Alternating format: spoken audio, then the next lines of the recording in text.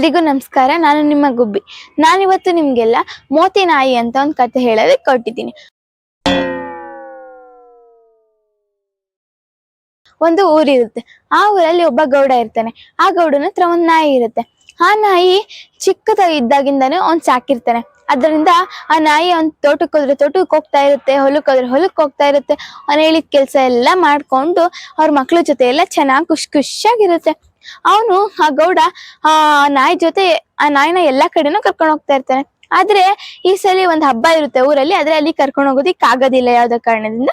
ಅದಕ್ಕೆ ಅವನು ಅಲ್ಲೇ ಬಿಟ್ಟು ಹೋಗ್ತಾನೆ. ಮನೇಲಿ ಅದೊಂದೇ ನಾಯಿ ಇರುತ್ತೆ. 2 ದಿನ ಆಗುತ್ತೆ. ಒಂದಿನ ರಾತ್ರಿ ಮೋತಿ ಮಲ್ಕೊಂಡಿರುತ್ತೆ. ಆಗ ಆ ಮನೆಗೆ ಕಳ್ಳರ ಗುಂಪೊಂದು ಬರುತ್ತೆ. ಬಂದ್ಬಿಟ್ಟು ಮನೇಲಿರೋ ಒಡವೆಗಳು ಎಲ್ಲ ಎತ್ಕೊಳುತ್ತೆ.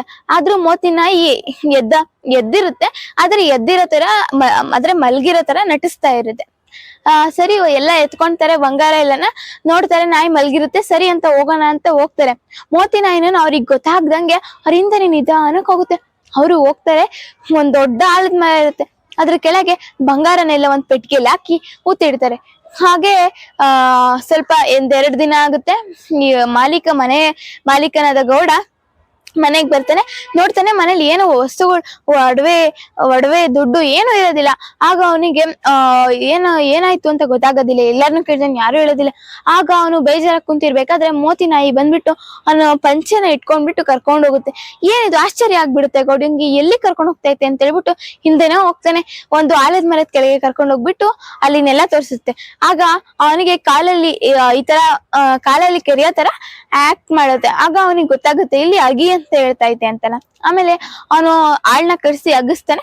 ಆಗ ಅಲ್ಲಿ ಒಂದ್ ಪೆಟ್ಟಿಗೆ ಇರುತ್ತೆ. ಅದನ್ನ ನೋಡ್ಬಿಟ್ಟು ಓಪನ್ ಮಾಡ್ಸಾಗ ಅವನ್ ಮನೇಲಿದ್ದ ಚಿನ್ನ, ಒಡವೆ, ಬಂಗಾರ ಎಲ್ಲ ಅದ್ರೊಳಗಡೆ ಇರುತ್ತೆ. ಆಮೇಲೆ ಅದ್ರಿಂದ ಅವನ್ ತುಂಬಾ ಸಂತೋಷ ಪಡ್ತಾನೆ. ಮತ್ತೆ ಅವನಿಗೆ ಎಷ್ಟು ಖುಷಿ ಆಗ್ಬಿಡುತ್ತೆ. ನಾನ್ ಸಾಕಿದ್ ನಾಯಿ ನನ್ ಕಷ್ಟ ಕಾಲದಲ್ಲಿ ನೆರವಾಯ್ತಲ್ಲ ಅಂತ ಹೇಳ್ಬಿಟ್ಟು. ಧನ್ಯವಾದಗಳು. ಕತೆ ಚೆನ್ನಾಗಿದ್ರೆ ಲೈಕ್ ಮಾಡಿ, ಹೇಗಿತ್ತು ಅಂತ ಕಮೆಂಟ್ ಬಾಕ್ಸ್ ಅಲ್ಲಿ ಕಮೆಂಟ್ ಮಾಡಿ. ಇದೇ ರೀತಿ ಹಲವು ಕತೆಗಳನ್ನ ನೋಡ್ಬೇಕು ಅಂದ್ರೆ ಕೇಳೆಗುಬ್ಬಿ ಯೂಟ್ಯೂಬ್ ಚಾನಲ್ ತಪ್ಪದೆ ಸಬ್ಸ್ಕ್ರೈಬ್ ಮಾಡ್ಕೊಳ್ಳಿ.